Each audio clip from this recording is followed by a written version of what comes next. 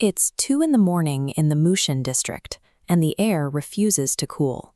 All day, the tropical sun has baked the asphalt on Ege Motor Road, and now these tightly packed corrugated zinc rooftops are slowly releasing that accumulated thermal load right into the bedrooms below. Travel 30 kilometers to a rural village on the edge of Ogun State, and the same night is 7 degrees Celsius cooler. When facing a crisis like this, the public generally defaults to blaming the inevitable progression of global climate change, but the data suggests otherwise. Over the past 2 decades, global climate change has driven only about 1/3 of the city's warming trend. 2/3 of the heat Lake Oceans endure is a locally manufactured product of how the city has been built, paved, and stripped of its tree cover. For years, the claim that Lagos was engineering its own heat was an educated guess. It was a physical reality for residents, but one that researchers couldn't definitively prove. Without a network of ground-based sensors, city planners were flying blind.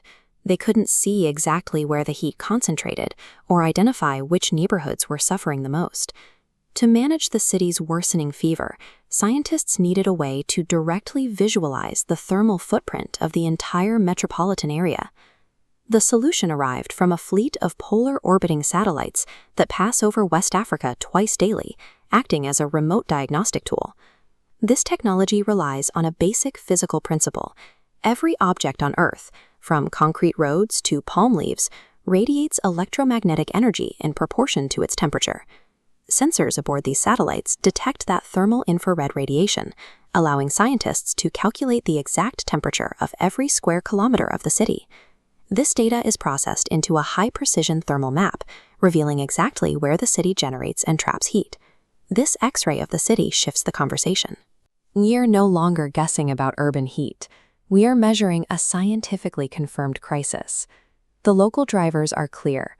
Built-up surfaces now cover 71% of the landscape, and tree canopy has declined by 47%. This creates 3 primary heat corridors: the northern arc, the island-mainland axis, and the eastern industrial belt. Heavily paved industrial zones, like the port at Apapa, act as primary thermal engines, absorbing solar radiation and releasing it into the surrounding air. These temperatures create direct health threats. During peak hours, hotspots regularly exceed the threshold for heat stroke and accelerate the breeding cycles of malaria-carrying mosquitoes. The economic toll is projected to reach $560 million annually by 2025, driven by lost productivity and infrastructure damage. Overlaying income maps makes the inequity undeniable. 84% of residents trapped in these extreme hotspots earn less than 50,000 naira a month. Extreme urban heat functions as a threat multiplier, punishing the poorest citizens for the city's rapid development. But the satellite data also reveals a second, much more hopeful pattern: distinct thermal anomalies where the city remains remarkably cool. The Lekki Conservation Center is the largest cool anomaly on the map. Its preserved mangroves act as a natural cooling engine for the entire district. At the University of Lagos, mature tree canopies and controlled building density keep the campus several degrees cooler than the surrounding neighborhoods. These surviving green zones are physical proof that nature is the most efficient, readily available cooling technology for urban centers. The true value of the satellite map is its use as a diagnostic X-ray. It allows planners to target interventions where they will protect the greatest number of people. The data is empowering. Because 61% of the warming is locally manufactured, that same majority of the cooling is within local control.